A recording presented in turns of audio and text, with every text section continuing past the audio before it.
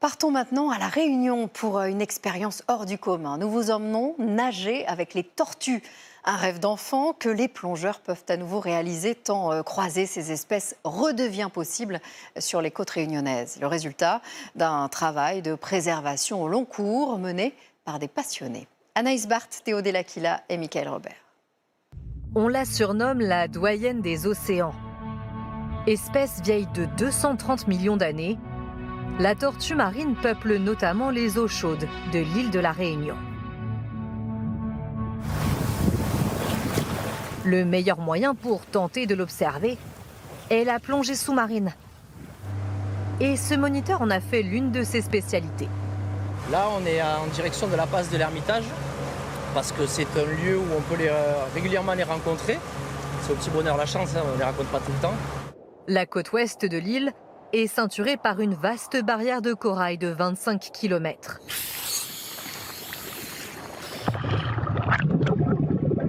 C'est là que se situent les plus beaux endroits pour plonger. À 15 mètres de profondeur, le récif abrite une multitude d'espèces tropicales, mérous célestes ou encore poissons papillons. Le groupe a de la chance.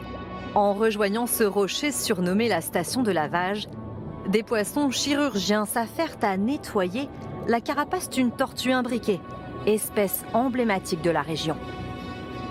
Un peu plus loin, encore une autre espèce, une tortue verte en plein repas. Les plongeurs peuvent s'approcher, mais interdiction de les toucher. Comme un rêve d'enfant, quoi. Je sais pas, j'en prends plein les yeux, ça m'émerveille. Très curieuse. D'habitude, elles restent beaucoup plus distantes. Là, elles sont venues complètement sur nous.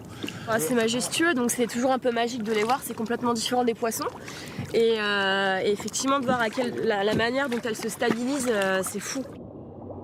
De quoi ravir également ce professionnel de la mer. Il y a eu un gros travail de préservation. On en croise de plus en plus, tant en navigation que sous l'eau. Donc c'est une bonne chose.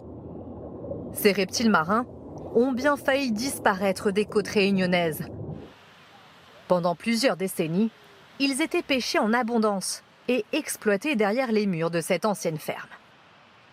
Alors avant, c'était un élevage de tortues qui était un élevage commercial, où les tortues étaient élevées pour la viande, l'écaille, le cuir, la graisse, etc. Il y a 30 ans, changement radical. L'exploitation des tortues est strictement interdite. La ferme Kélonia est alors reconvertie en centre de recherche scientifique et de soins. Voilà, donc ici on est sur l'hôpital des tortues. On a des bassins individuels dans lesquels les tortues vont rester tant qu'elles ont besoin de soins journaliers. Donc par exemple, pour la tortue qui est là, c'est une tortue kawan qui a été capturée accidentellement par un pêcheur. Et donc on a dû l'opérer pour retirer l'hameçon. Donc là, elle est en convalescence. Les pêches accidentelles et les collisions avec les bateaux sont les principales causes de blessures et de mortalité des tortues. Autre phénomène, celui de la pollution plastique. Des déchets souvent retrouvés dans leur estomac. Ici, plus de 50 grammes de sachets et autres détritus. Et là, par exemple, on a un bouchon qui n'est pas vendu à La Réunion, en tout cas. C'est un bouchon qui est vendu en Asie du Sud-Est. Il a fait tout le trajet à la surface de l'océan pour être au final mangé par une tortue qui se trouvait à La Réunion. Des objets conservés pour sensibiliser le grand public. Le centre abrite en partie un musée fréquenté par près de 220 000 visiteurs chaque année. Je suis ravie que ça ait changé et que ce soit aujourd'hui quelque chose qui préserve la nature plutôt que de l'exploiter. Depuis son ouverture, Kélonia a permis de sauver plus de 1000 tortues marines. Mais ses actions de protection se mesurent également sur le terrain. Alors ici on est sur la plage de Cap Champagne, donc c'est un des sites actifs de ponte à La Réunion des tortues marines. Et aujourd'hui je viens faire un suivi photo donc pour suivre un peu l'évolution du paysage. Méconnaissable aujourd'hui, car il y a encore 10 ans, cette plage était recouverte d'espèces envahissantes, néfastes pour le littoral et surtout pour les tortues. Plusieurs associations se sont alors retroussées les manches pour les arracher et replanter des variétés locales. Vous avez derrière moi par exemple aussi le manioc bord de mer qui va permettre de créer des odeurs qui vont attirer les tortues grâce à ses fleurs. On essaye aussi d'avoir de l'ombre sur les plages pour avoir une température équilibrée dans les nids qui va déterminer le sexe des bébés.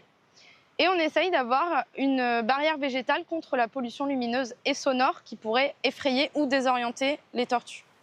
Marie Gilbert s'occupe de la conservation de cette plage et ce travail de longue haleine commence à porter ses fruits.